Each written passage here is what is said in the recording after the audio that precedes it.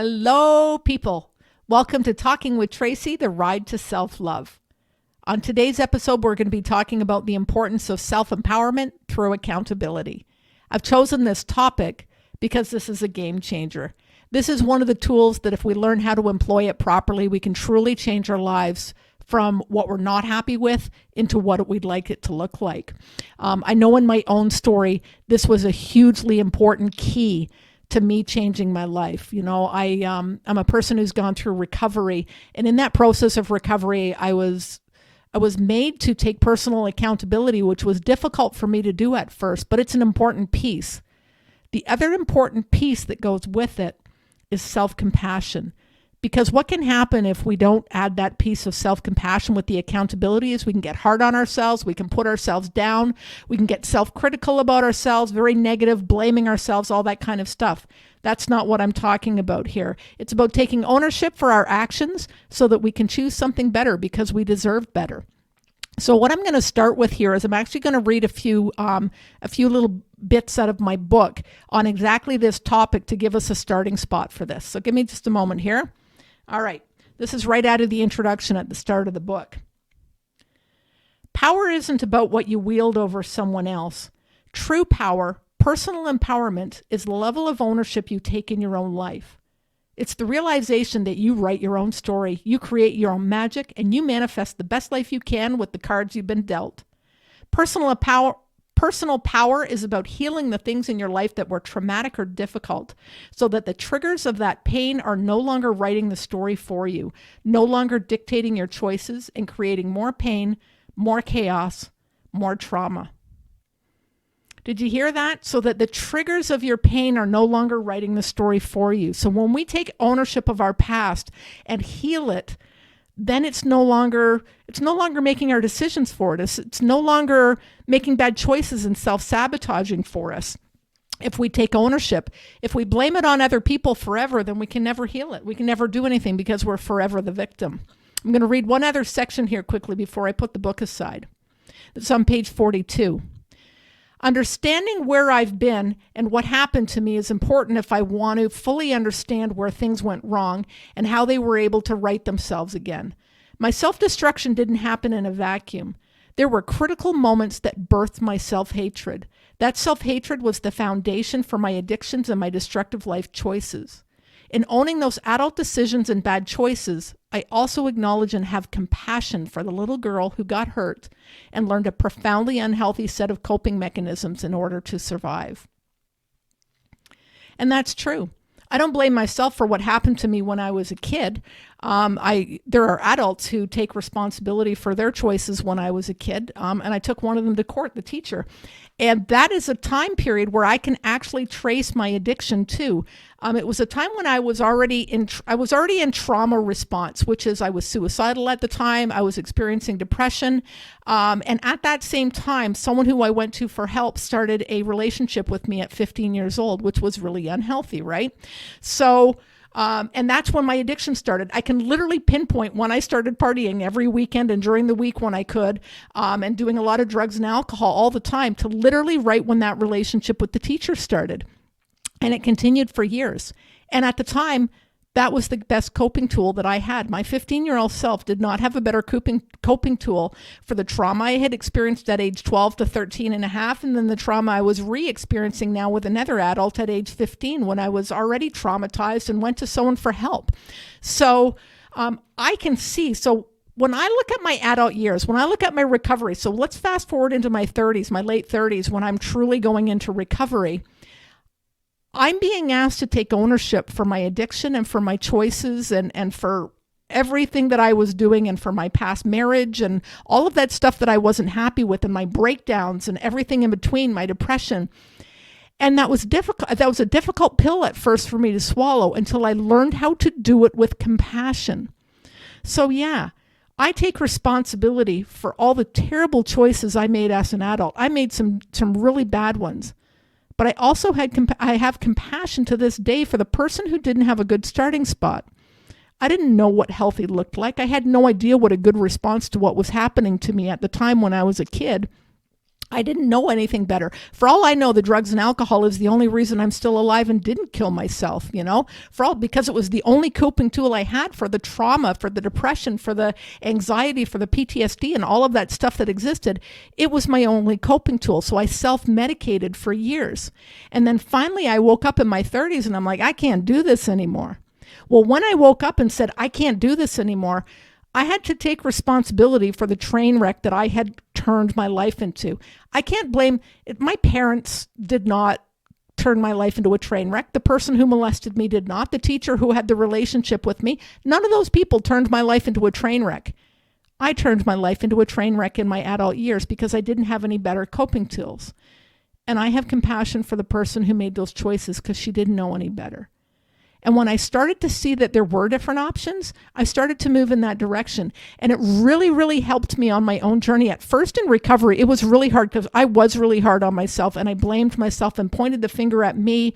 It's good in recovery to take accountability, but it's also nice if someone teaches you along the way to do that with some self-compassion. If you heard your life story from someone else, what happened to you when you were younger and your relationships and your parents and all of the things that have happened even before addiction started, or before your bad relationship pattern started, or before you getting hurt. You know what I mean? Like before the things turned into a mess, before things turned into a train wreck. If we can take a look at what happened before that, you'd have compassion if you were listening to someone else's story about it. I know when I tell my story, people are like, oh my gosh, it's amazing you survived that. Oh, that's terrible that you had to go through that. Well, it's terrible that you've gone through what you had to go through as well. It's horrible. It's amazing that you're still alive. It's amazing that you are here to heal and here to choose something different, here to choose recovery, here to choose a new life. Whatever that looks like for you, but choosing healing. In taking accountability for myself, I had to take accountability for all of the poor choices, all of the poor relationships that I chose to stay in, all of my addiction, all of it. I own it. And if I don't own it, here's the problem. If I say, well, it's the teacher's responsible, and the guy who molested me, it's his fault, my parents and all these other people, the stuff that happened when I was a kid, it's all their fault, then I am forever the victim. And if everything is everyone else's fault, then there's nothing I can do to change it.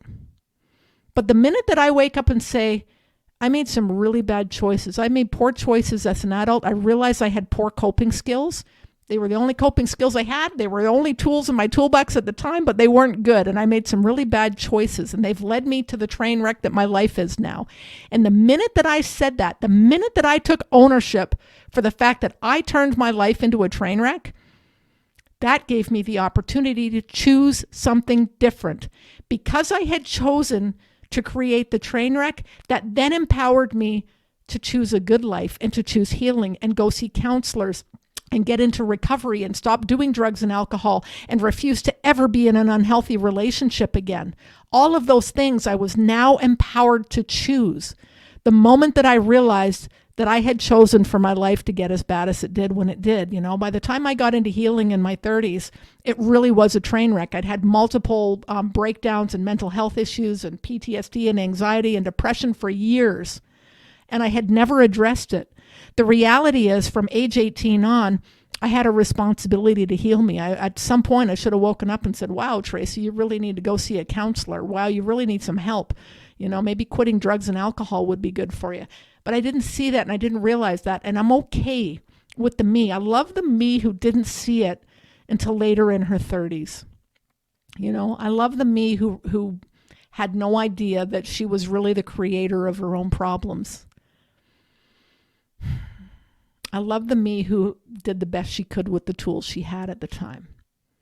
And that's the important piece to go with the accountability, is having compassion for the choices that we made.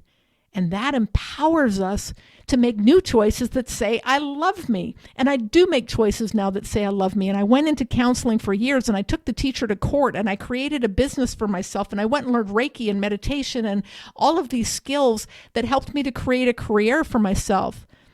And I learned new skills for being in healthy relationships, both friendships and intimate relationship.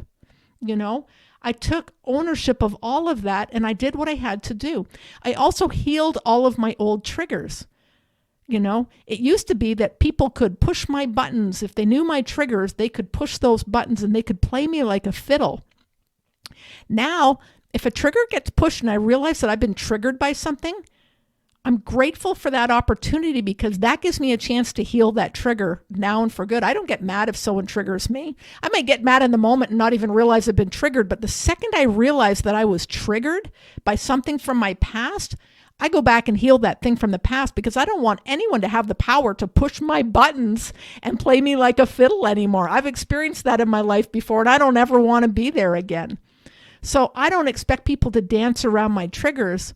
I expect me to pay attention to when I've been triggered, take accountability for that, and go and heal that place so that no one can push my buttons on purpose, so that I can't be played like a marionette or a puppet. Yeah. So that's all. Those are all pieces of the self-empowerment through accountability. And we realize that if we make different choices and we choose to heal and we choose to heal our triggers, we take responsibility for our choices that we made that were bad. That empowers us to make choices that are good now, to make choices that say, I love me. And that's what I want you to do. So take a look at those spots where you're still triggered. Take a look at your life and whether you blame other people for where you're at as an adult. The more that we can, with compassion, approach where we're at as an adult and realize that it's because of choices that we've made that here we are. And I know everyone has different starting spots and some people have it easy from where they start and some people have a hard time. But the reality is there are people that have come from incredibly hard times that have made amazing things out of themselves by making good choices, going to school, creating a career, getting out of the mess that they were brought up in, not being part of that cycle anymore. And I know that some people have a more difficult starting spot than others do. I'm entirely aware of that. So take a look at your spots. Take a look at what you still blame others. Take a look at what you're still triggered by. And what can you do today to start healing those places? How do you take accountability and make new choices that lead you in the direction of wherever it is you want to be? Whatever it is you're looking for, whatever you see as a successful life, how do I get there? What choices can I make today that say I love me and will take me in that direction? All right, so what I want to do before I leave you is I want you all to feel a big hug from me. I'm sending you lots of love. I want you to put your arms around yourself right now. Put your phone or your device down and give yourself a great big hug. Tell yourself that you love you. You're worth it. You're worth the work. Thank you for still being here. Thank you for working on you. Thank you for learning how to love you. You have yourself a fantastic day. Thanks for listening.